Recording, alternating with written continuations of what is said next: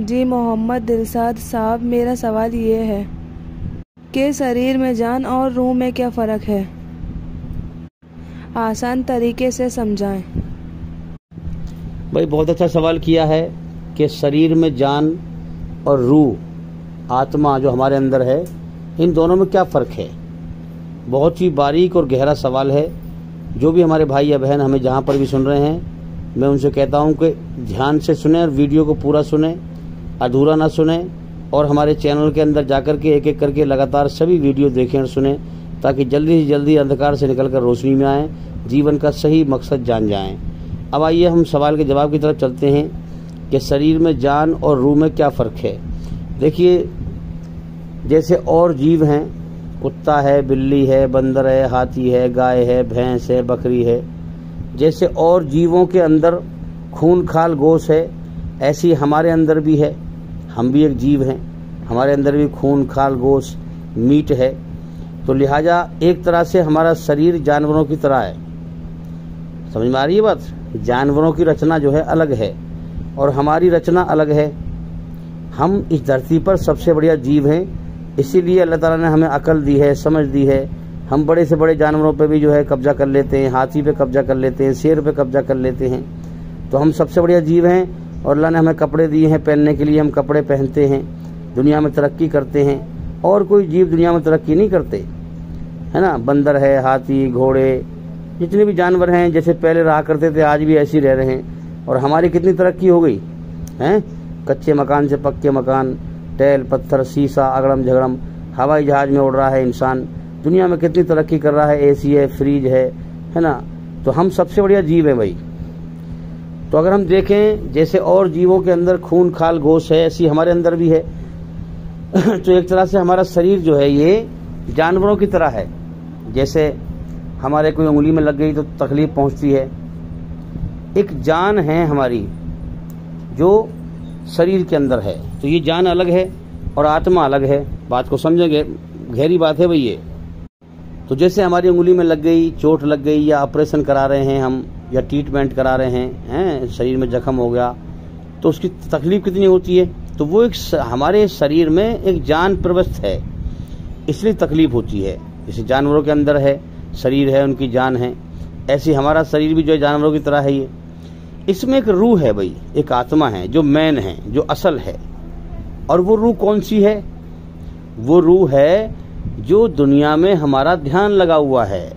दुनिया बटोरने में हम लगे हुए हैं कि एक मकान बनाया, दूसरे की तैयारी, तीसरे की तैयारी, दुनिया में तरक्की करना, दुनिया को हमेशा घर समझ के दौड़ लगाना, ये है वो रूह। और इसी रूह का इम्तिहान है। समझ में आ रही है बात? हाँ, ये जो रूह है असल में ये होश है, होश। अब मैं आपको समझाऊं एक बात। जब हम सोते हैं रात को, तो ये जो हमारी रूह है, जो दुनिया में जो ध्यान लगा रहता है हमारा पूरे दिन, ये काम करा, वो काम करा, है ना, दुनिया में तरक्की करने की हम सोच रहे हैं, ये रूह सोते में शरीर से निकल जाती है। इंसान का जो होश है, जो ध्यान है, ये निकल जाता है। और जो जानवरों वाली जो हमारी जान है शरीर में, वो बाकी रहती है, इसीलिए सांस चल रहे होते हैं। इसका सबूत ये है भाई, कोई इंसान सो रहा हो, आप सोते में उससे कोई चीज़ पूछें कि भाई फला चीज़ कहाँ रखी है, तो क्योंकि उसका होश नहीं है इसलिए वो आपको ठीक से नहीं बताएगा, कुछ का कुछ बोलेगा, है कि नहीं। जो होश दुनिया में दिन में इंसान भागता दौड़ता है, काम करता है, वो होश नहीं रहता। यही है असल रूह भाई, यही है असल रूह। इसी का इम्तिहान है अल्लाह की तरफ से, इसी का टेस्ट है। तो नींद में वो सही से नहीं बता पाएगा आपको। फिर आप जब उसे उठाएंगे, भाई इसको उठाओ, इसका मुंह धुलवाओ, इससे पूछो चाबी कहाँ रखी है, चाबी कहाँ रखी है। फिर जब उसे उठा देंगे, उसका मुंह धुलवाएंगे, है ना, तो फिर उसका वो होश आ जाता है। फिर लौट करके फिर वो बताता है सही से कि फला चीज, भाई फला चाबी वहाँ रखी है, फला कमरे की चाबी वहाँ रखी है। तो इससे साबित ये हुआ कि इंसान का जो मेन होश जो दुनिया में लगा रहता है दिन में, वो होश चला जाता है। और जो इंसान का जो हमारा शरीर, ये जानवरों का शरीर है, जानवरों की तरह है शरीर ये, इसमें एक जान अलग है। चोट लग गई, इसमें दर्द होता है, तकलीफ होती है ना। तो ये जो है, ये हमारा जो जान के अंदर ये प्रविष्ट है, तो ये रात को जो है सोते में रहता है, इसलिए हमारे सांस चल रहे होते हैं। लेकिन मौत पर फिर ये जान भी और ये रूह भी दोनों शरीर से निकाल ली जाती हैं और फिर वाकई फिर इंसान की मौत हो जाती है और इस दुनिया से इंसान हमेशा के लिए चला जाता है। जमीन व आसमान से बाहर उसको निकाल लिया जाता है इम्तिहान लेने के बाद। अब इसमें हमें समझना यह है कि एक मेरे शरीर की बाहर की दुनिया है और एक मेरे शरीर के अंदर की मेरे मन के ख्यालों की दुनिया है, मेरी सोच की दुनिया है ना। ये दोनों दुनियाओं के झूठ को समझना है। एक मेरे शरीर के बाहर की दुनिया है, एक अंदर की दुनिया है। अब इसमें समझना है, हकीकत को पहचानना है कि मेरा एक मालिक है जिसके कब्जे में मेरी जान है, लिहाजा उसने मुझे मेरी जिंदगी के अगले सांस का भी जमानती कार्ड ना दिया मुझे, तो लिहाजा मैं इस दुनिया में दिल ना लगाऊं। तो मेरी जो है दुनिया कभी भी खत्म हो सकती है, मुझे कभी भी मौत आ सकती है। जब जिंदगी खत्म तो दुनिया भी खत्म। तो इंसान को फिर जब गौर करता है ये सब फ्रॉड है, सब धोखा है, मैं दुनिया में अकेला आया हूँ पैदा होकर के, सब कुछ अल्लाह ने मुझे दिया है इम्तिहान के लिए, और मौत पर फिर ये सब छूट जाएगा मुझसे इम्तिहान के लिए, इम्तिहान मेरा पूरा हो जाएगा। तो इससे पहले कि अल्लाह ताला मुझे मौत देकर दुनिया की हर चीज़ छुड़वा दे, मैं दिल से इसकी मोहब्बत पहले ही छोड़ दूँ। देखो, बात को समझने की कोशिश करो, दुनिया नहीं छोड़नी हमें, बीवी बच्चों के लिए भी कमाना है, सब कुछ करना है, मगर किसी से दिल नहीं लगाना है। समझ में आ रही है बात? दिल अल्लाह से लगाना है।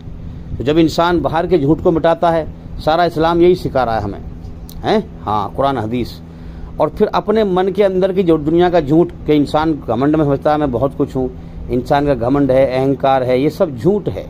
सब तरह की तारीफ अल्लाह के लिए है। इंसान गंदगी से पैदा है। जो इंसान अपनी औकात को पहचान लेगा, अपने आप को पहचान लेगा, खुद को पहचान लेगा, वो खुदा को पहचान लेगा।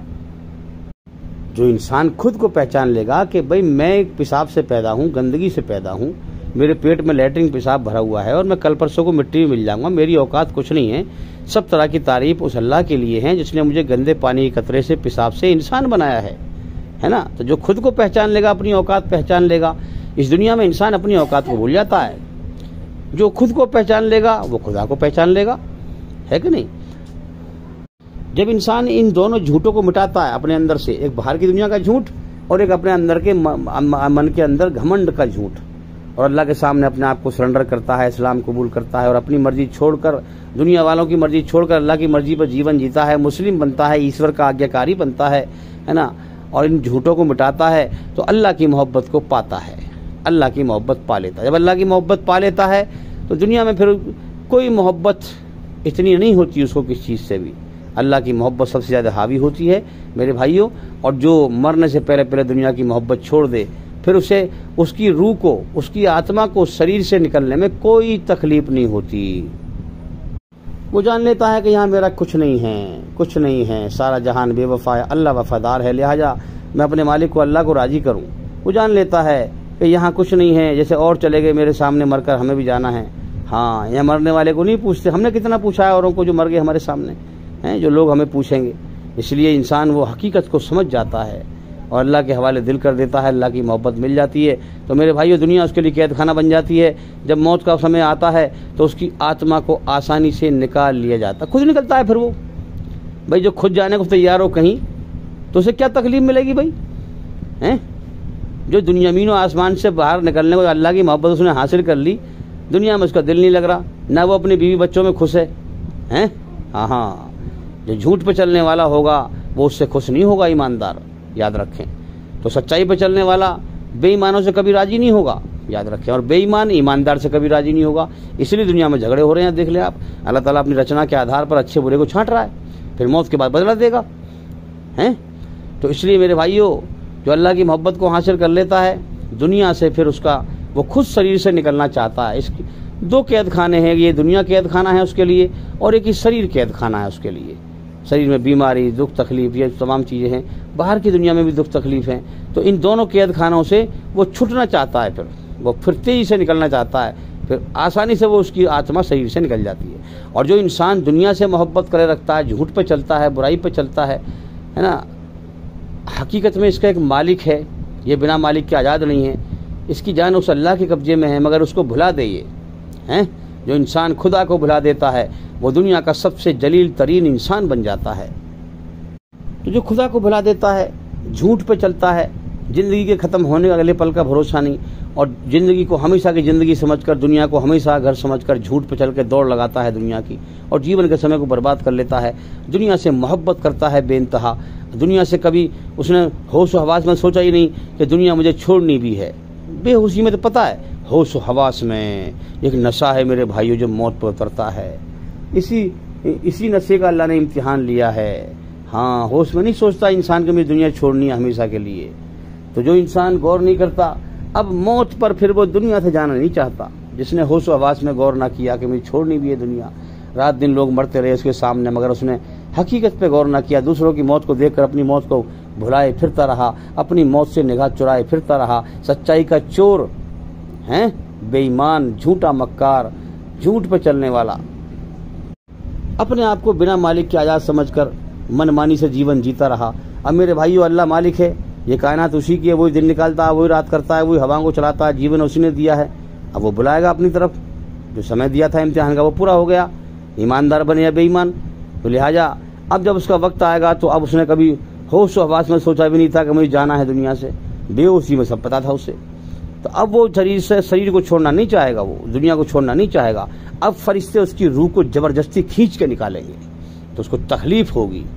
इसी को हदीस में आता है कि बेईमान को जो है दर्दनाक तकलीफ होती है मौत पर, जब उसकी आत्मा, उसकी रूह शरीर से निकाली जाती है। फरिश्ते कहते हैं, खबीस रूह, ए नापाक गंदी आत्मा, निकल शरीर से बाहर। उसको जबरदस्ती खींच के निकाला जाता है ना।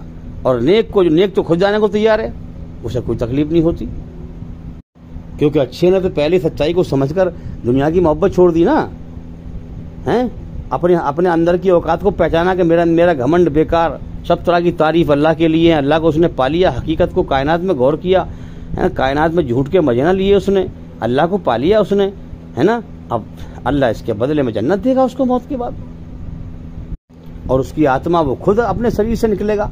कैद खाने से इंसान भागता है निकल के, है कि नहीं। इसी तरह से उसकी आत्मा अपने आप निकलेगी और फरिश्ते बड़े इज्जत के साथ उसे ले जाएंगे। उसका बड़ा सम्मान होगा, उसका बड़ा स्वागत होगा आसमानों पर, है ना। हाँ, और उसे अच्छी जगह पे पहुंचाया जाएगा उसकी आत्मा को। तो मेरे भाइयों, ये मेरे अल्फाज जो आप सुन रहे हैं, ये जो मेरे शब्द सुन रहे हैं, ये मेरी आत्मा है। हाँ, जो दिख रहा है ये मेरा शरीर है, तो मेन चीज आत्मा है ना। तो मेरे भाइयों, जैसे और जीवों के अंदर जान है ना, जानवरों के अंदर जान है, ऐसी हमारा शरीर भी एक जानवर की तरह है, हैवानी शरीर है। इसमें जो फालतू चीज है, जो इसको अशरफुल मखलूकात कहा गया, इंसान को सबसे टॉप का जीव जो कहा गया, सबसे टॉप की मखलूक जो कहा गया, वो इस रूह की वजह से कहा गया। जो हमारा ध्यान दुनिया में लगा हुआ है, ये ध्यान हमें इस कायनात की हकीकत पे लगाना है, इस कायनात के झूठ को पहचानना है और अपने अंदर के घमंड के झूठ को पहचानना है। तो ये कायनात में जो कुछ हमें मिला है, ये इम्तिहान के लिए मिला है। जो भी कुछ हमें मिला है, ये मिल्कियत नहीं है। हाँ, ये अमानत है अल्लाह की। मिल्कियत का मतलब है कि कोई चीज़ हमें दे दी गई, वो फिर हमसे छीनी न जाए, वो हमेशा हमारे पास रहे, वो हमारी मिल्कियत है। और अमानत है, अमानत किसी ने दी है तो वो कोई चीज़ किसी ने दी है, किसी की है, वो उसे वापस ले लेगा वो। इसलिए आप देख लें कि दुनिया में हर रिश्ता टूटने के लिए बनाए, हर संग छूटने के लिए बनाए। अल्लाह ताला औलाद देता है, फिर मौत देकर छीन लेता है ना। पति पत्नी होते हैं आपस में, पति को छीन लेता है, पत्नी रह जाती है अकेली, है ना। अमानत है अल्लाह की, अल्लाह ताला ले लेता है। किसी को गरीब कर देता है, गरीब को अमीर कर देता है, अमीर को गरीब कर देता है। अगर हम इस इम्तिहान में पास हो गए, ये जिंदगी हमारी एक इम्तिहान चल रहा है जिंदगी में भाई। हमारा पैदा करने वाला मालिक है, उसने रचना को रच दिया है और हमारा इम्तिहान ले रहा है कि हम ईमानदार साबित होते हैं बेईमान, हम झूठ पर चल के मरते हैं, बेईमान होकर मरते हैं, या हम जो है अल्लाह की मोहब्बत हासिल करके, दुनिया के झूठ को पहचान करके और अपने अंदर के घमंड के झूठ को पहचान करके अल्लाह की मोहब्बत हासिल करके ईमानदार बन के मरते हैं। ये टेस्ट है भाई हमारा। अगर हम इस टेस्ट में पास हो गए तो जन्नत में हमें हर चीज़ मिल्कियत मिलेगी, फिर हमेशा के लिए मिलेगी, कभी वो हमसे छीनी नहीं जाएगी, वो हमसे फिर ली नहीं जाएगी वो चीज़। हाँ, तो इसलिए हम समझें कि जानवर, अभी शरीर हमारा जानवरों की तरह है, इसमें फालतू क्या चीज़ है, रूह, आत्मा, जो दुनिया में तरक्की कर रही है, दुनिया में भाग दौड़ है, एक कोठी बनाई, दूसरी की तैयारी, तीसरी की तैयारी, दुनिया में तरक्की, ये जन्नत की इच्छा है इंसान के अंदर। इसीलिए इंसान के लिए जन्नत और जहन्नुम में मौत के बाद, और जीवों के लिए नहीं है, क्योंकि और जीवों के अंदर ये रचना है ही नहीं। हमारे अंदर इंसानियत रखी है, रचना को रचा है, हमारे अंदर एहसासात रखे हैं, माँ सामने आई तो उसे कुछ और एहसास से, कुछ और निगाह से देखेगा। बीवी सामने आई तो उसे कुछ और ख्यालात से, कुछ और एहसास से देखेगा, उसे सेक्स की निगाह से देखेगा, है ना। बहन सामने आई उसे कुछ और ख्यालात से देखेगा। ये रचना रची है, ये जानवरों के अंदर नहीं है भाई, कुत्तों के अंदर नहीं है। कुत्तों के अंदर कोई बहन बेटी नहीं है, वो तो सबसे संभोग कर देता है ना। और हम भी जो है बलात्कार करता है। तो इसलिए हम समझें इस चीज़ को कि हमारे अंदर जो एक्स्ट्रा जो रचना है, ये इस रचना के आधार पर इंसान एक ऐसा जीव है कि मौत के बाद इसके लिए जन्नत है और जहन्नुम है, बाकी किसी और जीव के लिए नहीं है। हमारे अंदर ईश्वर ने अपनी रचना में अच्छा काम करोगे तो सुकून पैदा कर देता है, बुरा करोगे बेचैन कर देता है। ये रचना के आधार पर अच्छाई का अंजाम जन्नत है और बुराई का अंजाम जहन्नुम है। इसी को कुरान कहता है। मैं कोई भी बात कुरान हदीस से बाहर नहीं बोलता, कुरान हदीस के अंदर ही जो है बताता हूँ। तो इसलिए मेरे भाइयों, कुरान मजीद संसार के सच्चे मालिक की सच्ची किताब है। इसको समझ के पढ़ें और इस्लाम धर्म का ज्ञान हासिल करें। और हमारे चैनल के अंदर जाकर के एक एक करके लगातार सभी वीडियो देखें और सुनें और दिल से अल्लाह की खोज करें, ताकि वो रोशनी दिखाए और जिंदा ईमान अता फरमाए। तो भाई इस टॉपिक पर हमारी बहुत सारी वीडियो हैं, चैनल के अंदर जाकर के देखें। तो मेरे भाइयों, अगर सच को सच ही देखना चाहते हो तो अल्लाह से दुआ करो और शिर्क से बचो। अभी कितने मुसलमान हैं, दिखने में मुसलमान दिखाई दे रहे हैं, मगर अल्लाह का शरीक कर रहे हैं, अल्लाह के साथ शरीक कर रहे हैं। तो मेरे भाइयों, डायरेक्ट अल्लाह को पुकारना ही इस्लाम धर्म में असली इबादत है, असली इबादत है, हकीकत में इबादत है। अल्लाह के साथ शरीक करने वाला मुसलमान नहीं होता, मुशरिक मुसलमान नहीं है, याद रखें। इसलिए भीड़ तो बहुत भरी पड़ी है, मगर सच्चे ईमान वाले बहुत ना के बराबर हैं।